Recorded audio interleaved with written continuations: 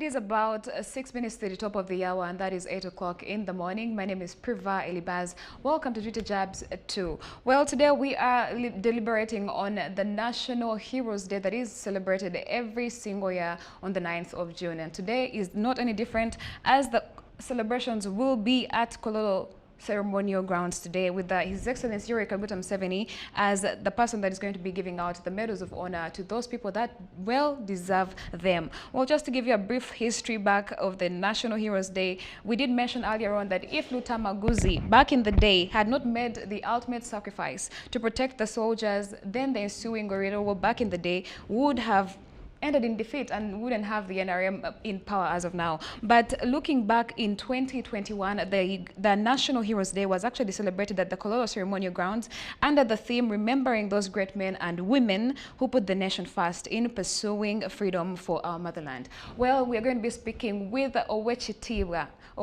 Israel Mayengo, who is a former member of parliament. He is also someone who served in the Buganda Kingdom as an official. He is a diplomat as well.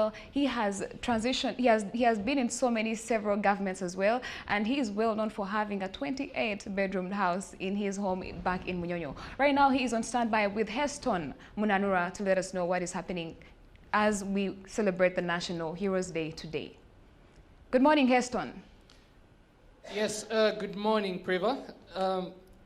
I am here in Muyenga at the residence of Owechitiwa Israel Mayengo, who is a historical, a senior citizen and a former member of parliament, and a person who has been here and has seen events evolve in this country. And today we are going to be, having a perspective on the National Heroes Day, since today it is the National Heroes Day. And just to give a real brief, that in 2001, an act was passed in Parliament of Uganda which recognized June 9th as the Heroes Day in remembrance of those who contributed to the liberation struggle that ushered in the national resistance movement on January 26, 1986.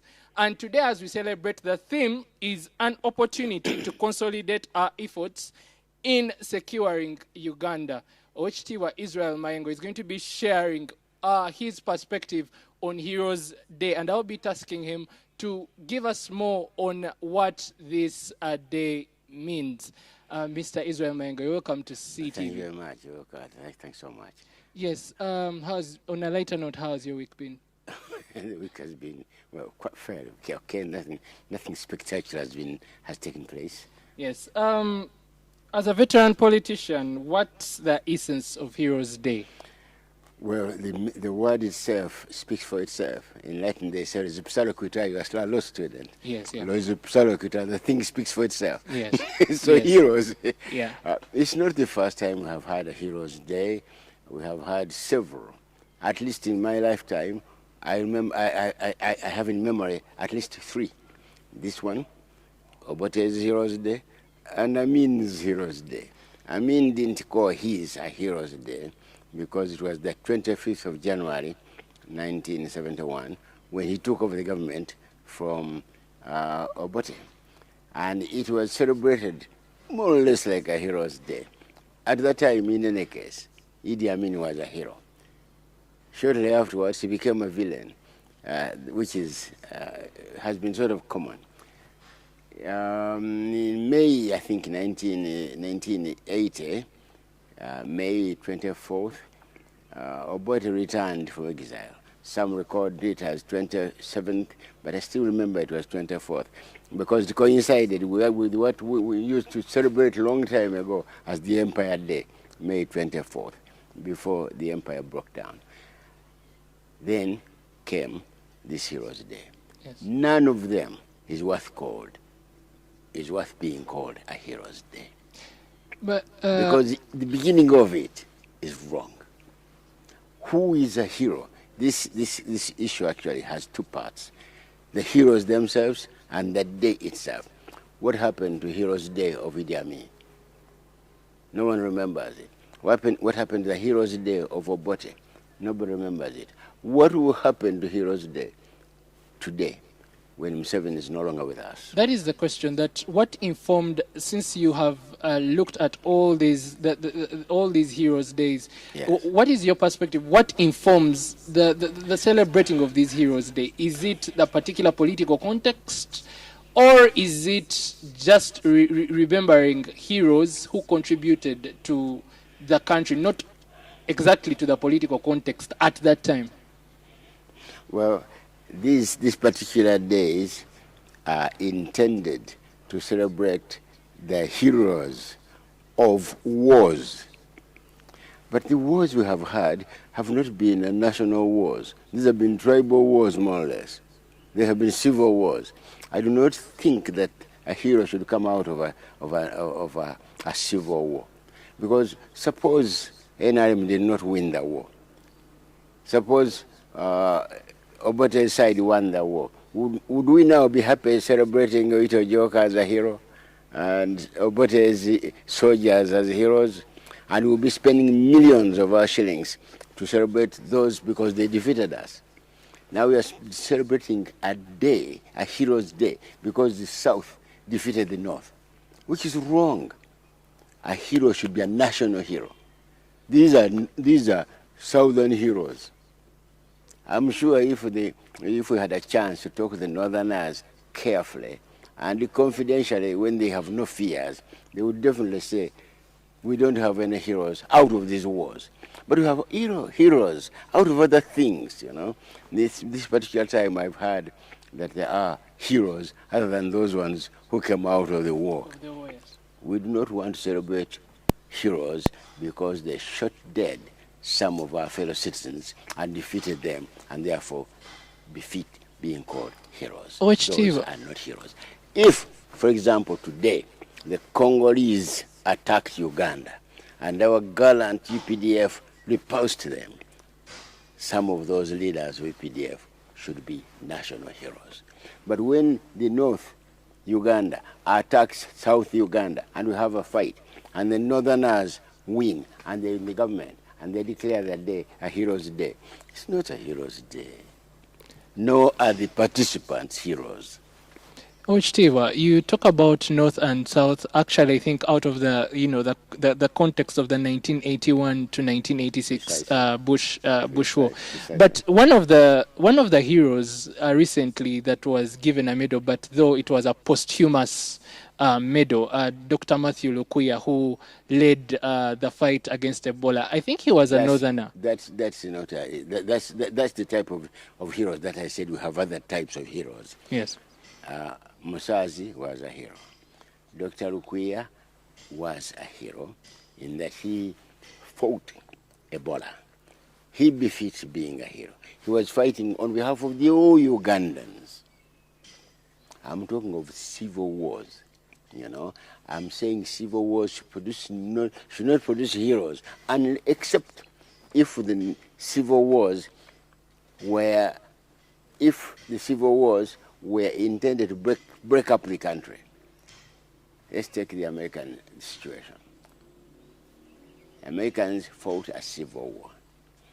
The South against the North. Yeah. If that war didn't take place, there would be two Americas now. South America, South United States, and North United States, if they be called the same name. So those who fought the war, to make sure that the country did not disintegrate, justifiably can be called heroes. But the wars we have had, I was in the war of 1979. I could say we defeated Idi Amin and he ran away. Should we be called heroes? Why? I see no reason why we should. We were fighting against our fellow citizens, you know, and it was not that Idi Amin was trying to break up Uganda into two parts. No. We were just tired of his being the president. Then came the war of 1981 to 1985. That one was a war deliberately to get rid of Obote. Nothing else. The war in 1979 was to get rid of Idi Amin. As soon as he took off, the war was over. As soon as Obote left here, the war was over. And when Tito Okello succeeded him. As soon as Tito Okello ran away, the war was over. So you can see that they are not even national wars. They are wars against an individual. These are who should be a hero. Yes. Lokuya was a good hero. Yes. Ike Musazi was a good hero. I even nominate the professors who teach you at these universities here, who are paid a pittance, you know, and yet they could be hired and be paid sensibly and reasonably in outside countries. Those ones decide to stay in these miseries. Those befit the title of being heroes. I mean, apart from the ones who shoot guns. I mean, yes. I think NRM coming out to call those that participated in the 1981 to 86 war heroes is because at that time I think Obote was grossly violating human rights. Colossal lives of men were lost. And brave, gallant men in the Luweero Triangle and 27 men who are the nexus of the NRA stood up to that kind of political contestation at that time, and they ended up winning a war. Don't you think that was a Robin Hood act, that they have to celebrate their bravado? No. That they stood up and brought in the freedom that Uganda enjoys. You have just stated it. Yes. The war started in 1981. Yes. When did Obote become president? 1980. 1980? Yes. No. 1981. 1981, yes. Okay. At the beginning, right at the beginning, as soon as he became the president, we declared war against him. Had he started violating the human rights in those 10 days when the war started? He hadn't. But you were part of the UPM. Yeah, definitely. Together with Yoweri Kaguta I'm not saying the war was wrong, yes. but I'm saying those who fought it are not national heroes. What could they? Because if they were confronting a citizen, confronting a situation that was prevalent at that time, yes. Can't they be? Because at that time the odds were against all those that started the war. I asked at the beginning, yes. If Obote won the war, would we be happy? Would we be happy now celebrating the little jokes as heroes, and spending billions of shillings on them? No, we would not. I am not saying that the country should not have heroes. The country should have heroes who are national. The heroes we are celebrating now are not national. These heroes are southern heroes. The northerners, they are just quiet because of being bashful. They should be saying it, that the fellows are calling heroes. Of course, there are a few northerners who participated in the war. In all countries, there are some traitors. Always. There will be traitors. And those are the ones who committed the treason, the case of treason. When you told me a student of law, yes. I hope eventually that our Constitution will define what treason is. The same way the American Constitution defines it as what constitution a treason, and who should be judged treasonous, you know. Oh, it's all in the Constitution. But now here, treason, it depends on the whims of one who is talking about it. If you throw an egg at the president, it's treason. Is the president the country? Treason should be something against the country, the entire country, not one person. Here now it resembles what Louis XIV, remember the 14th president of France, yes. The king.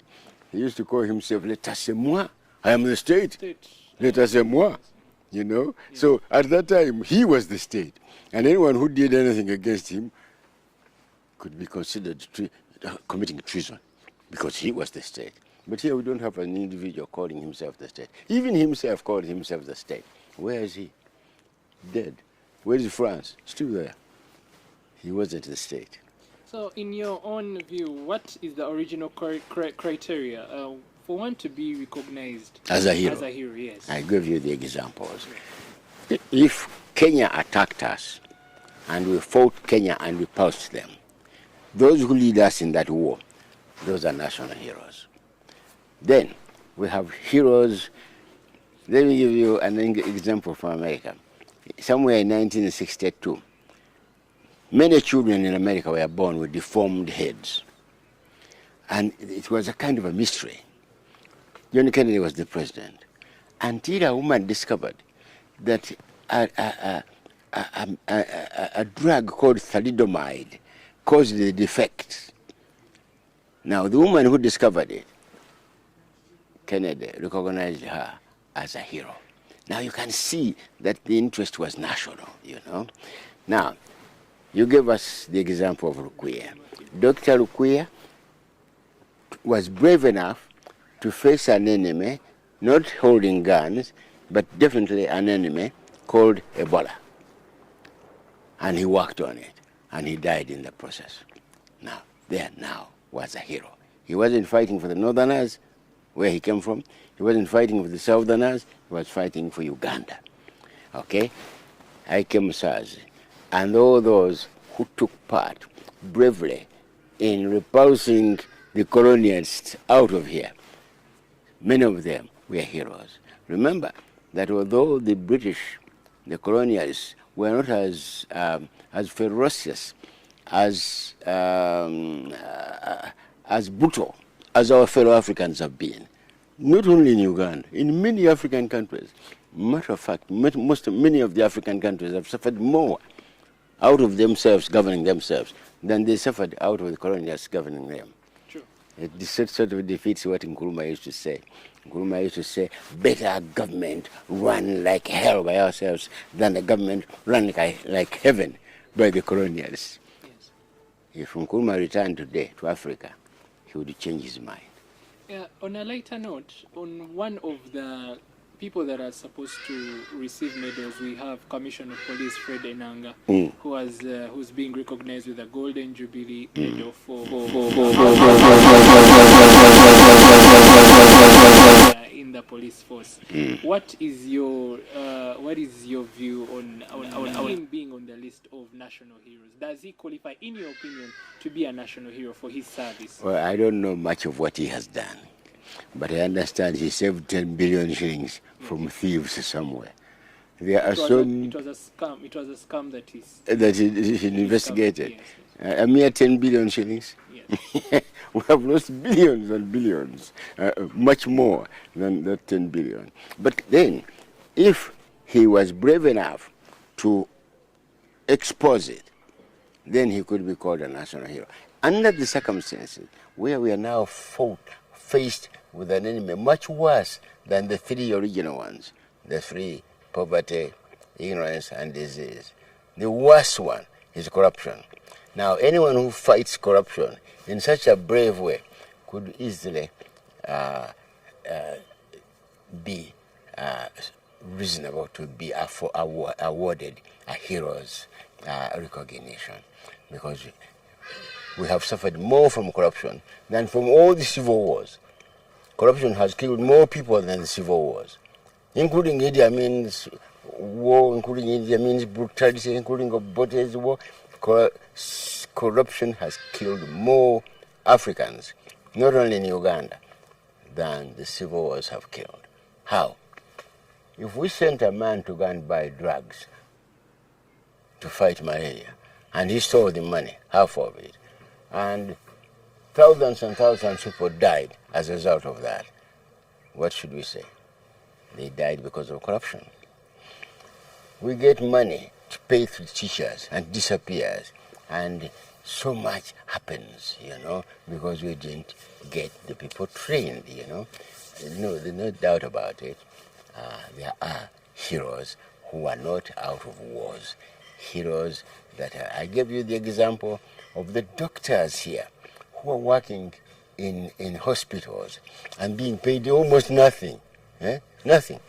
And the professors who are teaching you fellows at universities who are paid nothing, pittance, And who sets the prices, the salaries? They are very students. I mean, the professors at Makerere are still there, and they turned out boys and girls who are now in parliament and who are now in cabinet. They're the ones who are saying, a professor should be paid for 4 million shillings. 4 million shillings. What does a secretary at the Revenue Authority earn? More than 4. what does the so-called executive director of Kampala State Council earn? 47 million shillings. And so, but this is a mere clerk. He's not a professional. We talk of professionals. If, for example, the Chief Justice spoke, you would easily say he's the topmost professional of the country.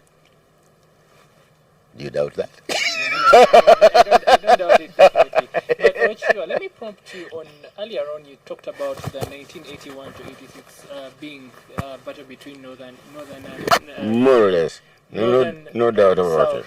Southern tribe. Samora Machel makes a big statement, former president of Mozambique, and he said that for a nation to live, the tribe must die. And you are a former Buganda Kingdom official. Do you believe that statement could be re-echoed in our day and time as we celebrate Heroes Day? I don't see. Did his tribe die? He was the president. Yes. He should have killed all his tribe and said, oh, the tribe must die. Or did he mean the tribes? Yes, he said for a nation to live, the tribe must die, that we all have to have a spirit of patriotism and nationalism. And if we keep on propping tribes, then the spirit of patriotism and nationalism would die out of the way. I should say he wasn't right. Yes. Because there's no way you're going to get rid of these tribes. How are you going to get rid of the Wagisu here? You know? Exterminate them? Make them forget their origins? How are you going to end this matter of tribes? The tribes are here to stay. The only thing is that we have to create a constitution that makes them harmonize their existence. That's all. We are not the first ones. Switzerland still has the Italians, the Germans, the French. Britain still has the Welsh, the English, the Scottish, and the Irish. Are they going to exterminate themselves so that Britain becomes Britain? Britain is already Britain. With them there, they formed it. Those tribes are not to end. There are tribes there in England. Those Scotsmen are tribesmen. So are the English. So are the Welsh. Here, when we say the Baganda are a tribe, yes, they are. They didn't create themselves. That's how they have been. That's how they were created. How do you want to end that? There's no way of ending it. No way. And Samora Machel must have been crazy. That the tribes must end. They will eventually, probably after 1,000 years, merge, intermarry, and probably disappear, you know? But not as a deliberate effort of saying we have to suppress the Wanyankole, finish them off, and say now Uganda is united because the Waganda are no longer there. That was the view of Obote, which I think was a stupid view and has led to all the miseries that we're having. The wars we're having, the expenditures on defense that we're having. We're not defending anyone. We're not defending Uganda against anybody. I have had interviews with the ministers on NBS Morning Breeze. And I have asked the ministers, do you think Kenya will attack us? I said, no. Do you think Tanzania will invade us? No. Do you think Rwanda is going to invade us? No. Congo? No. The Sudanese here? No. Then the huge defense expenditure that we are meeting, who are we defending against ourselves? He can't answer it, because if he answers it, his boss will fire him. We are defending the government against some of the citizens. That's what Obote has been doing. That's what Idi Amin did. That's what Obote did when he came, and that's what we are doing even today. On to this day, as we celebrate National Heroes Day, OHT, those insights are really very revealing. They're factual. Let's shift the discussion on the theme of today's National Heroes Day. Yes. There have been recurring themes on these national celebrations. And yes. One of the themes of Heroes Day today, actually the main theme is an opportunity to consolidate our efforts in securing Uganda. The National Resistance Movement in the last election talked about securing our future, and now I see it has become kind of a joke. But this is one. Do you think this can be attained, and who secures our who secures Uganda? Is it the mandate of us, the people, or the people that are in government? The people who are in government can prevent us from securing our future. And surely they are preventing us. Because the only way of securing our future is by creating a way of governing ourselves. That means a constitution that will harmonize us and stop us from these civil wars.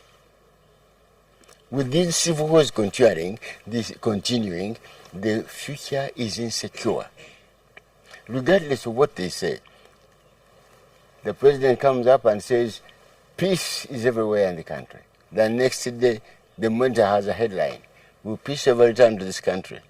And you wonder which of the two is correct. There is an element of relativity in this country. In all our affairs, a man who is from Bushenyi sees things differently from a man from my home area. I come from the Seychelles Islands. From the Seychelles Islands, they are seeing things differently. These northerners who have been in the displaced camps are seeing things differently. And when you talk of them securing their future, I've been looking at TV viewing, showing us what's happening in some of those northern areas. I see the poverty remains the same. Why? Because we are still fighting civil wars. We are still spending our money on defense instead of spending it on making the people enjoy some kind of welfare, you know? You also continue. You've mentioned the word constitution almost like 4 times now. Oh, there's because nothing. in law, in law, the constitution is called the grand norm of society. Precisely. But also in law, it says the law cannot be self-executing. It will need someone Precisely. to execute it. To execute it. But it must be there. It must be there. The only way of saying that we can secure our future is by reassembling a constituent assembly and re-examining the constitution that we have and finding out why is it that up to now we are still unstable. We are unstable. We would have made huge strides. We would have made huge progress. Question is, at the time of independence in East Africa, which country was ahead of the others? Uganda, no doubt about it. Yes. Why did the Kenyattas and the Kibakis and the Odinga Odingas and the Nyereres come here to go to school? Because we were better than them. Who is better now? We are at the bottom. Why? Because we have been fighting wars ever since independence. And why are we fighting wars ever since independence? We have had selfish leaders who have not been able to say, let's sit down and see how to govern ourselves. And I still submit that until we get rid of the office of the president, this country will be in total mess, and probably for another 100 years until people become mature enough to know how to govern ourselves. We have to find a way of harmonizing our communities, but not getting rid of them, because getting rid of them is difficult. Ask if the Bamba wants to disappear, they will say, we want to be the Bamba here. Ask whether the Watoro wants to disappear, they will say, no. Come here and ask the Baganda, do you want to be extinct? They will say, then there will be no Uganda. Ask the Basoga, do you want to be extinct? They say, no. We want to be ourselves. So we have to be ourselves. What's our duty? To harmonize ourselves and see how to live. How do we do that? Through the Constitution. The grand norm, as you have said. Yes, the grand norm. Ochiwa Israel Mayengo, you actually are trying to say that the theme of today's National Heroes Day is a complete failure at the beginning. Absolutely. And absolutely. In your opinion, what would make it a reality, and what are those instabilities that you are trying to look at? In the first place, there should be no Heroes Day. Yes. It's a waste of money. They are spending millions on this National Heroes Day, which is meaningless actually. I do not see the justification of the expense in the midst of the demanding needs the country needs. Are you going to go to Karamoja and say, we have spent several billions on a Heroes Day, and the Karamoja say, the money is well spent? You go to Boamba and tell them that, and they agree. Go to my own island, Sea and Cess Islands, tell them that, when they don't even have simple hospitals, and so we have spent several billions creating medals for what? I even got a medal here. They said they were giving medals to, I don't know whether first parliamentarians. I refused to go and collect it. But my kid said, Daddy, it has 50,000, $500,000 shillings along with it. I said, go get the $500,000 shillings. They went and got the $500,000 shillings with a medal. I don't even know where the medal is. The day should not even be Heroes Day. Here in England, the Queen gives honor on her birthday, you know. But this is not a monarchy, I'm saying in the country. We could say on Independence Day, the president, after recommendations by a competent committee, could recognize some Ugandans as befitting the honor of being heroes. But not 1,000 of them. Eh? At the moment, we have thousands of heroes. Now, you ask an ordinary man here whether Fred Enanga is suitable to get a medal. They will say, what? Enanga? For what? For telling lies? but I think you're very tacit with European history, where I think it was Dennis Richards who quoted Napoleon Bonaparte, who said that men are driven by awards and toys. That by giving them legions of honor, they called it in France, those that fought, it motivates them in one way to, keep the political status going. Do you think this, the National Heroes Day benefits the political class that is in power, or it's supposed to benefit us? Corruption being what it is. If you ask several people in Kampala here, even the elite, whether there is no corruption involved in this thing, I'm sure you get many saying, even those ones who go to buy the medals might be getting kickbacks. So there's corruption hidden in many things, and people don't want to talk about it. I'm not accusing any particular person, but why is the corruption? What causes it? I'm telling you, almost all our evils, all our ills, originate from the poor constitutions that we have had since the beginning of independence. 1962 constitution was defective. Otherwise, it would be still here. Yes. The 1966 so-called pigeonhole constitution was defective. It lasted only 1 year. The 1967 constitution, the so-called Republic constitution, the name itself is repulsive to some of the Ugandans. Republic Constitution ushered in something called the Republic, not peacefully, and as a result, it has been sort of disgusting. As a matter of fact, everywhere you hear the Republic of Uganda, you get the Constitution and look at through the Constitution. They refer to the Republic of Uganda and to Uganda.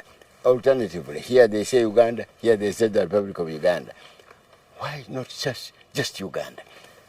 The word republic was intended to taunt the Baganda. We have destroyed the kingdom, therefore it's a republic. And kept on repeating. By the way, the Heroes' Day should be replaced with some kind of reconciliatory efforts. The Heroes' Day is a kind of reminder to the Northerners. You see how we defeated you. You see how we beat you up, And the heroes come up to narrate their successes and their, how they fought. You can see what we did here. You can see what they did there. Against who? Against the Northerners who were in the Obote's army. We should not have a Heroes' Day. Yes, I think we are running out of time, and we have to. But I would like to have, what are your final thoughts on these days, and also maybe comment on one of your statements that you made in one of your earlier interviews somewhere that I read, that the office of the president should be closed. Yes, it's just a bane of totalitarianism and authoritarianism that should be closed. That's as your parting shot. Not the reason. Yes. I'm not saying the office is a den of totalitarianism and all that. No. I'm saying it's the cause for our insecurity, our disturbances, our conflicts. Mutesa was the first president. Obote attacked him and took over the chair of the president. Obote declared himself almost untouchable. Idi Amin threw him out and settled himself in the chair. It took a war to get him out of that chair. And Obote returned and occupied it again. It took the 1981 to 85 war to get Obote off that chair. Who does not agree that the cause of our problems is in that chair? What's the solution? A revolving commission.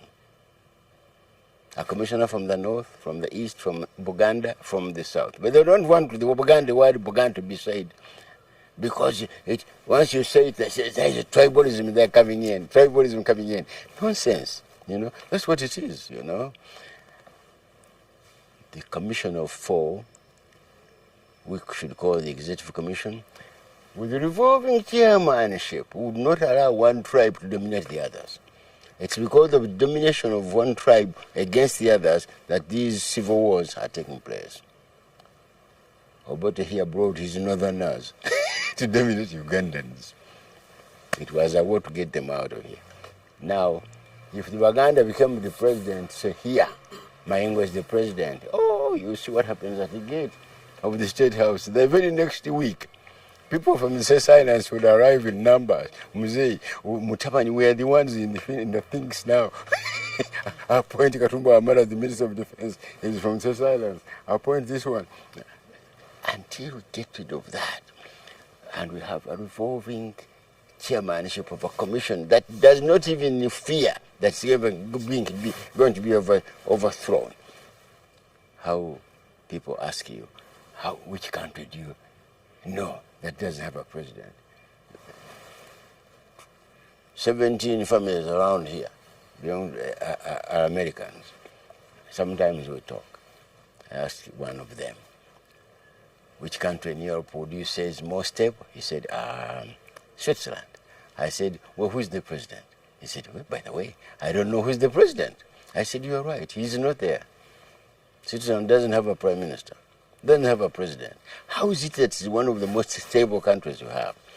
There's a committee governing it with a rotational chairmanship. So you're not going to say today the northerners are in the office. You're not going to say the westerners are governing us. No, 1 year. And to reduce corruption by a substantial margin, defense by 75%, defense expenditure, and we'll put it on the development and the welfare of the people. I think we should be going. So what my last word, yes. We don't need a hero's day. Secondly, we need a method of reviewing our constitution to get rid of the office of the president and replace it with a commission with revolving chairmanship. The northerners can be on the chair for a year, easterners for a year, westerners for a year, Uganda for a year. Then it goes back again. So we don't have to say that will save us from all these ills that we are hearing. Nepotism. Who will be the nepotism? How will you have nepotism with these four guys? And you say now Mayengo's wife becomes the Minister of Agriculture. And his colleagues will say, but she's just been cooking in the house. How does she know about it, So things like that. We will get rid of the accusation. Everybody has that. Power is in the hands of one person. Yes. I'm afraid we are out of time. But this Thanks so discussion would love it to continue. But thank you so much, Owechitiwa Israel Mayengo, for your insights on Heroes for Day. being frank, Banang. Yes, For being frank. Many of my friends are afraid of being frank. Yeah. I am not afraid of being frank. And I welcome anyone arguing and saying what I have said is not correct. All right. Thank you so much, Owechitiwa, for giving us your time. No, here no, on you said National your TV is Heroes. called what? CTV. CTV. On CTV. Is this Thank live you so on much. air or what? Yes, it's live. It's live. Well, thank you so much for The your kids time. watch the TV, Yes. I don't watch it. Well, that has been Owechitiwa Israel Mayengo shedding light on the National Heroes Day. He says we don't need a National Heroes Day. All we need is constitutional review Exactly. to help the politics of this nation, not the National Heroes Day. I've been Heston Munanura. Back to you, Priva, in the studio. Well, thank you so much, Heston Munanura, for that interview. And as you heard it, Owechitiwa Israel Mayengo said he would rather do away with the National Heroes Day altogether. Well, as you go out there to celebrate the National Heroes today, endeavor to remember why you're actually celebrating. So remember the values of, sacrifice, patriotism, truthfulness, having love for others. Because at the end of the day, if you love your neighbor, there's a likelihood that, you'd want to put their best interests at heart before you actually do something else. So, well, that's all we had for you right here on our Twitter Jabs. Of course, the event is going to be streaming live right here on CTV Uganda. Coming up is our views.